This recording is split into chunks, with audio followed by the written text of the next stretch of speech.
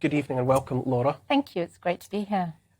Against all of my better instincts, I have been drawn into this, I have to say. And I did watch it because I thought I'm going to end up having to talk about it. What did you make of what has been put out there so far? Well, I can only speak about royal etiquette. And there's two major royal etiquette breaches. I wouldn't actually call it royal etiquette. It's etiquette of everyday living. Mm-hmm.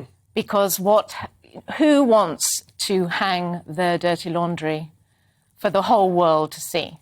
No one. Everyone likes to keep their private life private. That's why it's called private life. And another breach would be this never complain, never explain. First coined by Abraham Disraeli. Benjamin Disraeli, yes, during the Victorian era. And it sounds rather archaic, but if you think about it, there is timeless wisdom there. Because if I were to come up to you and start and greet you, and then start whining and complaining and saying, "Oh, you don't know what my life is like, it's terrible, and everyone's treating me badly," and you become a victim and you become very selfish. Emma, should they be held accountable to that kind of etiquette, Harry and Meghan, given that, well, hypothetically at least, they've stepped away from the firm?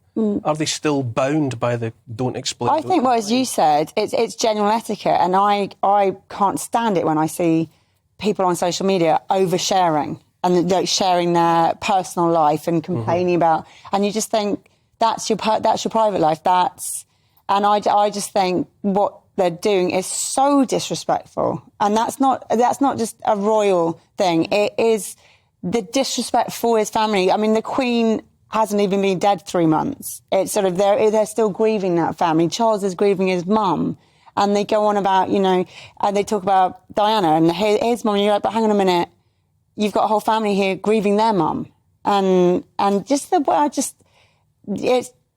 the clips. I haven't seen it because I just can't bring myself to watch it. But I've seen the trailer clips, and that's enough for me to want to vomit, quite frankly.